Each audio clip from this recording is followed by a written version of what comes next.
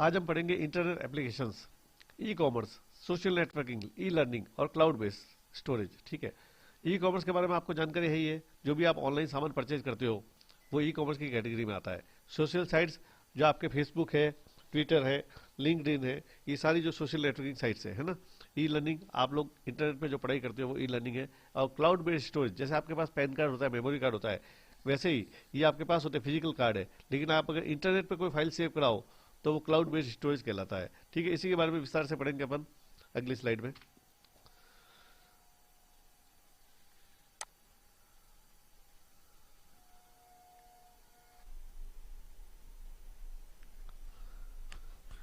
E commerce का पूरा नाम होता है इलेक्ट्रॉनिक कॉमर्स, यानी इंटरनेट के माध्यम से जो भी आप व्यापार का काम करते हो वो ई कॉमर्स कहलाता है। ई कॉमर्स ऐसी सुविधा है जो 24 आवर चालू रहती है। मैनुअल मार्केट, जैसा आपका शॉपिंग बाजार है, आप बाजार में जाके कोई वस्तु दुकानदार से खरीदते हैं, उसी के बजाय ई कॉमर्स मार्केट जो है इंटरनेट पे बसा हुआ पूरा। या कोई दुकान नहीं है, कोई किराया नहीं है, कोई भी मैनुअल चीज नहीं है। अब ई कॉमर्स मार्केट का मेन बेनिफिट ये है कि 24 आवर चालू रहता है। आप रात के 10 बजे हो या रात के 12 बजे हो, कभी भी आपको जो चाहिए ई कॉमर्स की वेबसाइट पे जाके आप उस सामान का ऑर्डर कर सकते हो। ठीक है, आजकल ये आम बात हो गई है, आप सब लोग अमेजोन, फ्लिपकार्ट, स्नैपडील, इन सब चीजें मंगवाते हो। ठीक है, आप ऑनलाइन ऑर्डर करते हो, आपका ऑर्डर कंप्यूटर पर रजिस्टर होता है, कंपनी को पहुंचता है, कंपनी जो भी उनके डिलीवरी सेंटर होते हैं वहां से आपके यहाँ तक वो सामान डिलीवर कर देती है, और फिर जो भी लोकल कुरियर वाले हैं वो आपको आके सामान दे के जाते हैं। ठीक है, ई कॉमर्स की मुख्य कंपनियों के नाम आप जानते हो, जैसे अमेजोन है, फ्लिपकार्ट है, स्नैपडील है।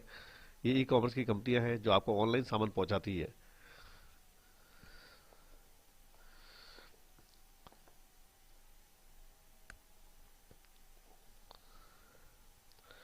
ई कॉमर्स में बिजनेस के चार टाइप है main: B to B, B to B, B to C और सी2सी।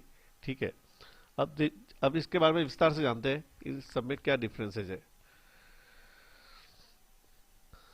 सबसे पहले B to C. B to C का पूरा नाम होता है बिजनेस टू कंज्यूमर, यानी जहां पे बिजनेस एक आम ग्राहक को डायरेक्ट सामान बेच रहा है वो बी टू सी कैटेगरी कहलाता है।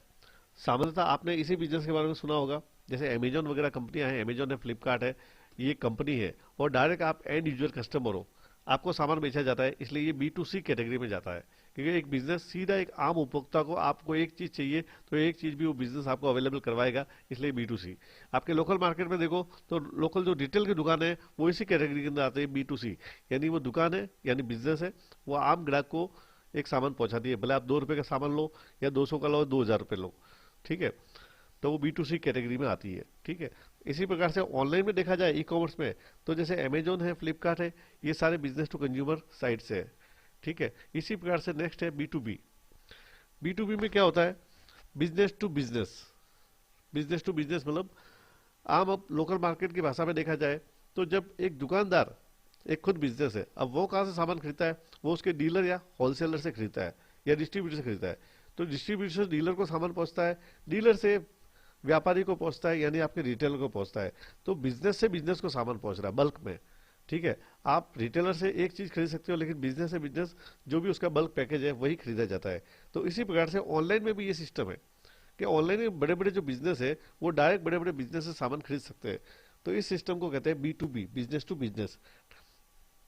जैसे shopclues.com नाम की वेबसाइट है, वो डायरेक्ट बल्क में ही सामान आपको बेचती है, तो उसके बल्क में कोई बिजनेस होगा वो उस बिजनेस से सामान खरीद सकता है। तो ये बी टू बी कैटेगरी में आता है कि कोई भी बिजनेस है वो बिजनेस को सामान बेचता है। ठीक है, जैसे alibaba.com, ये एक famous B to B website है। अमेजोन का भी अमेजोन बिजनेस है, वो अमेजोन बिजनेस एक बड़े व्यापारी से छोटे व्यापारी को कनेक्ट करवाता है, तो बिजनेस टू बिजनेस हो गया। उसी प्रकार से तीसरी कैटेगरी है C to B, consumer to business, यानी ग्राहक अगर बिजनेस को सामान बेचे तो वो सी टू बी कहलाएगा। ठीक है, अब ग्राहक कैसे बेचता है? अब आपको अभी भी जानकारी ताजा, किसान आंदोलन चल रहा है, तो मेन क्या है, जो किसान होता है वो अपना जो माल है, अपनी जो फसल है, वो किसी बिजनेस को बेचता है। तो ये जो कनेक्शन हो गया वो सी टू बी हो गया। या आम, जैसे अमेजोन कंपनी वगैरह है, इन्होंने भी आम रिटेल उपभोक्ताओं को या आम घरेलू उपभोक्ताओं को इन्वाइट किया हुआ है कि आप भी चाहो तो अपना माल इन कंपनियों को बेच सकते हो। ठीक है, तो कंज्यूमर भी बिजनेस को माल बेच सकता है अगर आप किसी चीज का प्रोडक्शन करते हो। ठीक है, एक इसका उदाहरण है the free मोर्टेज calculator dot com. ठीक है, यहाँ पे क्या होता है, जो भी जैसे मैंने आपको कहा कमोडिटीज, ठीक है, जो फसलें हैं, जो किसान जो है अपनी फसलें इन बिजनेस पे बोली लगा के बेच सकते हैं। अब जो भी कंपनी इनको पैसा ज्यादा देगी, किसान उसको फसल बेच पाएंगे। ठीक है, तो इस प्रकार की सुविधा जिसका अभी आप मीडिया में देख भी रहे हो। ठीक है, उसी प्रकार से अगली कैटेगरी क्या है, अगली category business, sorry, consumer to consumer, C to C, यानी कंज्यूमर कंज्यूमर का आपस में जो ट्रांजेक्शन होता है वो सी टू सी कैटेगरी में होता है। ठीक है, जैसे कई कंपनी आपने देखी है, आपको अगर आपका सेकंड हैंड मोबाइल बेचना हो तो आप फोटो खींच के आप उस वेबसाइट पे चढ़ा दो। ठीक है, अब जिसको लेना होगा वो भी उस वेबसाइट पे आएगा, तो कंज्यूमर से कंज्यूमर का कांटेक्ट हो रहा है। ठीक है, तो ये सी टू सी कैटेगरी के अंदर आता है। ठीक है, कंज्यूमर से कंज्यूमर। ठीक है, एक कस्टमर ही कस्टमर को बेचता है। ठीक है, इसमें भी आपका ebay.com भी इसका एग्जाम्पल है। ठीक है, इस प्रकार से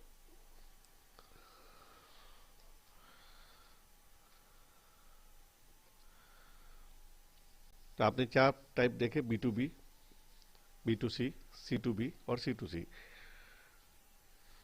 अगर आपने हमारा चैनल अभी तक सब्सक्राइब नहीं किया है तो आपको फिर से मैं कह रहा हूं कि आप सब्सक्राइब कर लीजिए, बेल बटन दबाइए, जिससे आपको हमारा हर नए टॉपिक का वीडियो आपको मिलता रहे। मैं रोहित रावल आपका फिर से पुनः दिल से स्वागत करता हूं और आपको कहता हूं कि आप पूरा वीडियो देखिएगा जिससे कोई भी जानकारी आपकी मिस न हो। चलो आगे बढ़ते हैं। आज हम छठे असेसमेंट के आंसर की पढ़ेंगे। ठीक है, मैंने इसका इंट्रोडक्शन दे ही दिया है कि छठा असेसमेंट जो है वो इंटरनेट पर जो कॉमर्स है, ई कॉमर्स, उस पर आधारित है और सोशल मीडिया पर आधारित है। इसका नाम ही है इंटरनेट एप्लीकेशन। ठीक है, चलो पहला क्वेश्चन, वर्ल्ड वाइड वेब में किसी विशिष्ट विषय को ढूंढने के लिए किस किस को प्रयोग करते हैं? तो इसमें आपका आंसर सी सही है, search engine and index. Search engine और इंडेक्स को प्रयोग करते हैं जिससे कोई भी विषय सामग्री आपको ढूंढ सकते हो। क्वेश्चन 2, दोस्तों और संबंधियों के साथ नेटवर्क बनाने के लिए उपयोग में आने वाली वेबसाइटों को क्या कहते हैं? तो इनको कहते हैं सोशल नेटवर्किंग, जिसमें आपका फेसबुक है, लिंक्डइन है, ट्विटर है, इस टाइप की जो भी वेबसाइट आती है उनको सोशल नेटवर्किंग कहते हैं।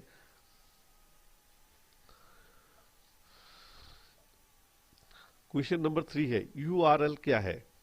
यूनिफॉर्म रिसोर्स लोकेटर इसका फुल फॉर्म होता है और यह एक वेब, वर्ल्ड वाइड वेब के संसाधन का एक पता है। मतलब आपकी जो वेबसाइट का जो एड्रेस होता है, जो इंटरनेट से कनेक्टिंग होता है, तो वो यूआरएल अगर आपको पता होता है तो ही आप उससे कनेक्ट कर पाते हो। मतलब आपका जो वेब एड्रेस है जहाँ पे आपका वेबसाइट सर्च होता है नेट पे, वही यूआरएल है।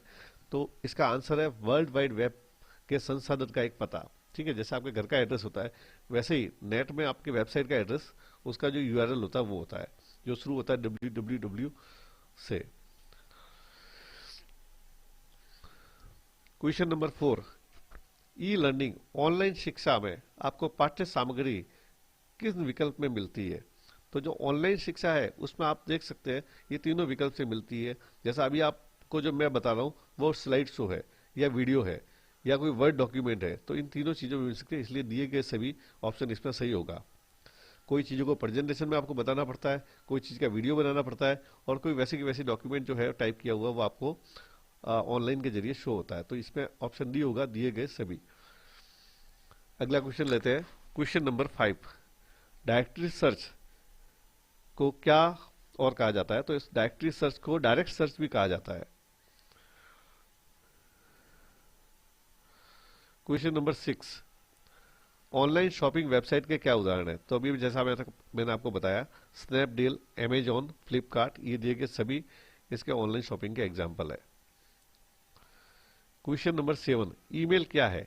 तो ईमेल क्या है, इसमें सही आंसर है instant messaging. Question number 8, e commerce के क्या लाभ है? तो ई कॉमर्स पे ये तीनों लाभ है। ई कॉमर्स सुविधा भी है, पैसे की बचत भी है, उत्पादों की श्रृंखला भी है। सुविधा मतलब आपके केवल फोन पे लॉगिन करने से, ऑर्डर देने से आपके घर तक चीज आ सकती है। पैसे की सेविंग भी है क्योंकि आपको इसमें बहुत सारे डीलर्स दिखते हैं, कोई किस रेट में बेचता है, डिस्काउंट में बेचता है, तो आपको सदैव जो ऑनलाइन सामान मिलता है वो आपको मार्केट रेट से बहुत कम में मिलता है, क्योंकि कंपनियों से डायरेक्ट आपकी कांटेक्ट होता है। कंपनियों के डायरेक्ट बड़े बड़े डीलर डिस्ट्रीब्यूटर आपको सामान पहुंचाते हैं, तो उसमें आपको पैसों की बचत भी होती है। और तीसरा है उत्पादनों की श्रृंखला, यानी प्रोडक्ट रेंज। आप किसी लोकल दुकानदार के पास जाते हो तो आपको उसके पास जो अवेलेबल है वही सामान मिलता है, लेकिन ऑनलाइन का ये सिस्टम है कि आपको जितने भी डीलर पूरी इंडिया में हैं उन सब के प्रोडक्ट दिख जाते हैं, और प्रोडक्ट की सारी रेंज दिखती है। आपको अपने बजट में चाहिए सस्ता महंगा क्वालिटी वाला, किस प्रकार का, कौन सी साइज का, तो सभी प्रकार की रेंज, सभी प्रकार के कलर आपको मिल जाते हैं। तो इसमें दिए गए सभी आपका आंसर सही है। Question number 9, social networking sites के उदाहरण है। ठीक है, फेसबुक है, ट्विटर है, हैशटैग है, इसमें भी दिए गए सभी है कि ये सारे सोशल नेटवर्किंग साइट्स के ही नाम है। क्वेश्चन नंबर 10, डोमेन नाम के पीछे डॉट कॉम के बाद आने वाले आखिरी भाग को क्या कहा जाता है? तो उसको डोमेन कोड्स कहा जाता है। जैसे हमने पिछली स्लाइड में भी, पिछले वीडियो में पढ़ाया था, जो इंटरनेट वाला वीडियो था, थर्ड असेसमेंट, कि जो वेबसाइट के पीछे जो आता है ना डॉट के बाद, उसी को कहते हैं डोमेन कोड। ठीक है, तो जैसे डॉट कॉम है, डॉट नेट है, डॉट org है, इन्हीं को डोमेन कोड्स बोला जाता है। तो डोमेन नाम के पीछे डॉट के बाद आने वाले आखिरी भाग को डोमेन कोड्स बोलते हैं। इन्हीं कोड्स के आधार पर आप ये पता लगाते हो कि साइट किस टाइप की। जैसे अगर डॉट कॉम है तो वो कमर्शियल साइट है, यानी बिजनेस संबंधी साइट है। अगर डॉट org है तो वो ऑर्गेनाइजेशन साइट है। ठीक है, इसका हमने पिछली बार पढ़ा था, पिछले वीडियो आप वापस देख सकते हैं। ठीक है, क्वेश्चन नंबर 11 है, क्लाउड स्टोरेज प्लेटफॉर्म का उदाहरण क्या है? तो देखिए, क्लाउड स्टोरेज का मतलब क्या होता है। जैसा मैंने आपको वीडियो की स्टार्टिंग में बताया कि जैसा आपका एक स्टोरेज होता है मोबाइल में, जैसे आप मेमोरी कार्ड में कोई भी फाइल रखते हो या कंप्यूटर में पेन ड्राइव में रखते हो, तो ये आपका स्टोरेज है कि आपको कोई चीज, कोई कंटेंट चाहिए कंप्यूटर से, तो आपने उसको पेन ड्राइव में ले लिया, एक कंप्यूटर से दूसरे कंप्यूटर पे जा सकते हो। या मोबाइल में आपका स्टोरेज भर के आपने मेमोरी कार्ड बढ़ा लिया, मेमोरी कार्ड में आपके फोटो वगैरह कोई भी सेव रहते हैं। तो उसी प्रकार से अगर आप चाहते हो कि आपका जो डेटा है, ठीक है, वो ऑनलाइन सेव हो, यानी इंटरनेट के ऊपर सेव हो, तो आप ये जो 3 सुविधा दी इनका लाभ ले सकते हो। जैसे माइक्रोसॉफ्ट की सुविधा है, उसका नाम है वन ड्राइव, उसके अंदर आपको कुछ स्पेस मिलता है, आप आपके मोबाइल के जो एक्स्ट्रा फोटोज है वगैरह, वो आप ऑनलाइन रख सकते हो। गूगल ड्राइव भी ऐसी सुविधा देता है और ड्रॉपबॉक्स भी ऐसी सुविधा देता है। तो इसमें तीनों ऑप्शन सही है। तीनों अलग अलग कंपनियों के उत्पाद है जो आपको ये सुविधा देते हैं कि आप लगभग 25 जीबी के आसपास स्टोरेज ऑनलाइन वेब पे रख सकते हो। कोई 2 जीबी देता है, कोई 25 जीबी देता है, सबका अलग अलग साइज है। तो इसमें क्लाउड स्टोरेज का मतलब होता है ऑनलाइन आपको जो स्टोरेज सुविधा देता है कि आपका मेमोरी कार्ड नहीं भरे और डेटा आपको जब भी चाहो तो आपके किसी पर्टिकुलर गूगल आईडी से मिल सके, तो वो क्लाउड स्टोरेज है। या आप इसका आईडी पासवर्ड लॉग इन करके आप वो डेटा ले सकते हो। क्वेश्चन नंबर 12, मॉक का फुल फॉर्म क्या है? ठीक है, MOOC। तो मॉक का फुल फॉर्म है massive open online courses.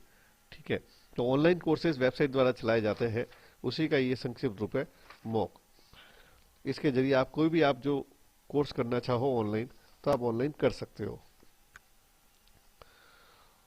Mock एक ऑनलाइन कोर्स पोर्टल है जो लोगों को ऑनलाइन कोर्सेज वेब के माध्यम से ज्ञान अर्जित करने का मौका देता है। और ये दूर शिक्षा यानी डिस्टेंस एजुकेशन के मामले में एक नया डेवलपमेंट है, जिसे पहली बार 2008 में शुरू किया गया था। 2012 तक ये बहुत लोकप्रिय हो चुका है।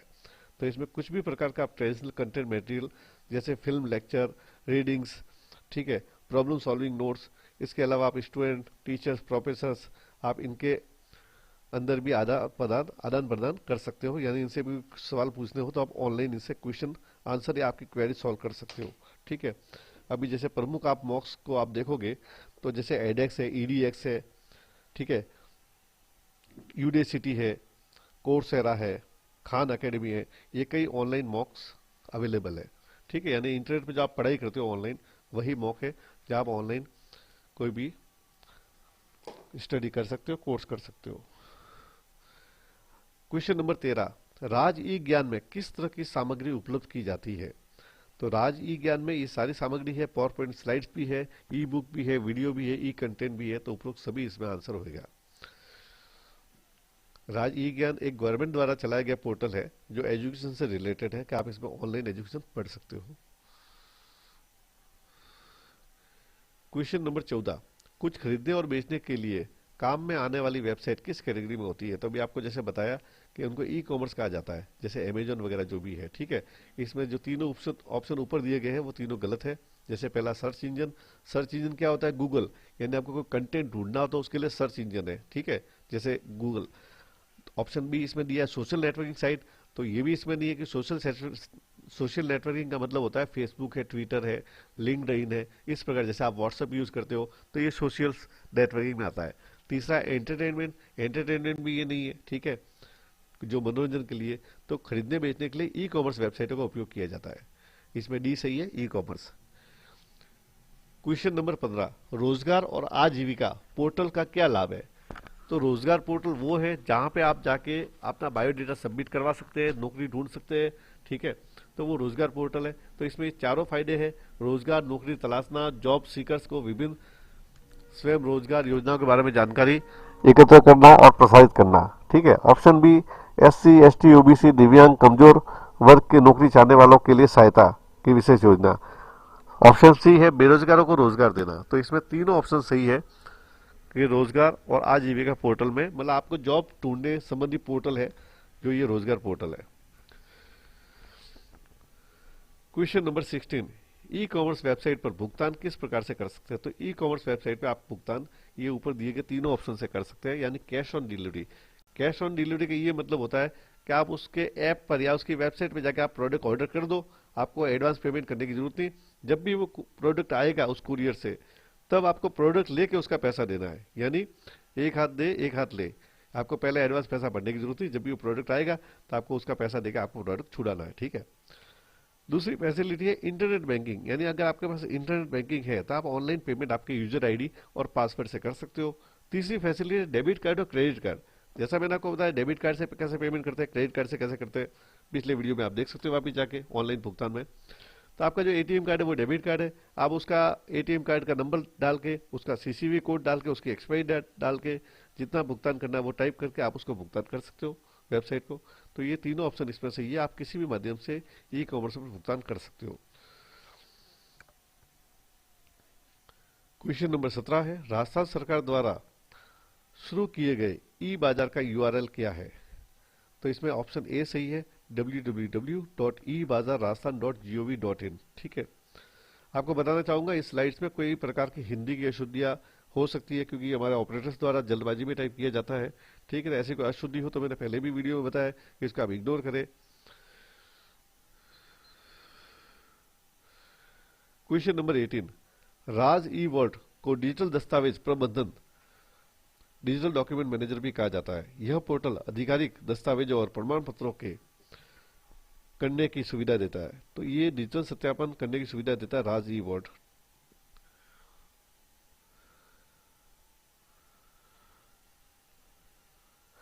राज ई वर्ल्ड एक राजस्थान सरकार द्वारा की गई सुविधा है, जिसमें यह है कि जैसे मैंने आपको बताया कि आपके डॉक्यूमेंट है कोई भी एजुकेशन संबंधी, जॉब संबंधी, एक तो ये होता है कि आप अपने पास फाइल में उसको स्टोर करके रखते हो, जब भी उसकी जेरॉक्स चाहिए तो आपको फाइल से लेनी पड़ती है।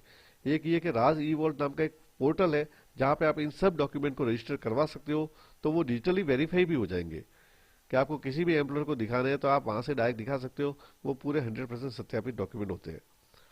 क्वेश्चन नंबर 19, जब आप किसी टॉपिक के लिए का प्रयोग करते हैं तो उसके द्वारा खोजी गई सूचना एक डाटाबेस जैसे ढांचे में व्यवस्थित हो जाती है। इसका आंसर है सर्च इंजन। जब किसी टॉपिक को आप सर्च इंजन पे ढूंढते हो तो जो ढूंढी हुई जानकारी है वो एक डाटाबेस के स्ट्रक्चर में व्यवस्थित हो जाती है। ये क्वेश्चन भी अपन पिछले वीडियो में स्टडी कर चुके हैं, प्रैक्टिकली मैं आपको डेमो भी दिखा सकता हूँ, ठीक है। अगर कोई कंटेंट समझ में नहीं आया तो आप उस वीडियो को दोबारा भी देख सकते हैं, ठीक है। क्योंकि सारा नॉलेज आपके आरएससीटी के फाइनल एग्जाम के लिए या कोई भी कंपटीशन एग्जाम के लिए सारा नॉलेज बहुत काम का है। तो इसमें आंसर होगा सर्च इंजन। क्वेश्चन नंबर 20 है, निम्न में से राजस्थान सरकार द्वारा चलित ई कॉमर्स वेबसाइट का उदाहरण है? तो जैसे अमेजन वगैरह ये प्राइवेट वेबसाइट है, उसी प्रकार से राजस्थान सरकार द्वारा एक अपनी वेबसाइट चलती है ई बाजार, ठीक है। तो इसमें ई बाजार एक ही उत्तर दिया, यही आंसर सही है आपका। क्वेश्चन नंबर 22, निम्न में से माइक्रो ब्लॉगिंग का एक उदाहरण है? तो इसमें माइक्रो ब्लॉगिंग का उदाहरण है ट्विटर। देखिए ब्लॉगिंग क्या होता है कि आप किसी विषय वस्तु पे अपनी वेबसाइट पे बड़ा सा लेख लिखते हैं, बड़ा सा कंटेंट लिखते हैं, उसको बोलते हैं ब्लॉगिंग, ठीक है। लेकिन यहाँ माइक्रो है मतलब बहुत छोटा, तो ट्विटर में है, तो ट्विटर में इतनी लंबा वीडियो अपन लंबा कंटेंट नहीं लिख सकते, ठीक है। उसमें कुछ लिमिटेड कैरेक्टर लिख सकते हैं जो कि 140 कैरेक्टर होते हैं, तो इसलिए इसको माइक्रो ब्लॉगिंग कहा जाता है। कि इसमें आप जो भी आपको मैसेज भेजना है, संदेश देना है, तो उसका जो साइज है वो 140 कैरेक्टर ही हो सकता है, जिसमें अगर आप बीच में कोई डॉट या पंक्चुएशन इस्तेमाल करते हो, कॉमा इस्तेमाल करते हो या कोई खाली स्पेस भी छोड़ते हो, तो वो भी काउंट होता है। वो सारे स्पेस वगैरह मिला के आपको 140 कैरेक्टर की जगह मिलती है, 140 अक्षर आप टाइप कर सकते हो। तो माइक्रो ब्लॉगिंग मतलब आपका संदेश एकदम सूक्ष्मतम रूप से, छोटे से रूप में आपको टाइप करना है। आप वहां पे बड़ा लेख नहीं लिख सकते, आपको जो भी लिखना है एक दो लाइन में आपको लिखना है। ठीक है, तो इसमें एग्जाम्पल इसका है Twitter. Question number 23, online shopping किस प्रकार के लेन देन का उदाहरण है? तो ऑनलाइन शॉपिंग जो है आपको बताया B2C, मतलब बिजनेस टू कंज्यूमर। आप कंज्यूमर हो और आप बिजनेस से डायरेक्ट ले रहे हो, तो वो ऑनलाइन शॉपिंग में B2C होएगा। क्वेश्चन नंबर 24 है, राजस्थान सरकार द्वारा लॉन्च किया गया क्लाउड बेस्ड स्टोरेज समाधान कौन सा है? तो इसमें राजस्थान सरकार द्वारा लॉन्च किया हुआ राज ई वॉल्ट है, जिसमें मैंने आपको कहा कि आपके कई इंपॉर्टेंट दस्तावेज जैसे आपकी मार्कशीट है, आपकी डिग्रियां है, आपके आधार कार्ड है, ये सारी चीजें, आपके डिजिटल हस्ताक्षर है, ये सारे इस पे आप रख सकते हो, जिससे जब भी जरूरत पड़े तो आप डायरेक्ट यहाँ से ले सकते हो, अप्लाई कर सकते हो, ऑनलाइन आप वेरीफाई भी करा सकते हो।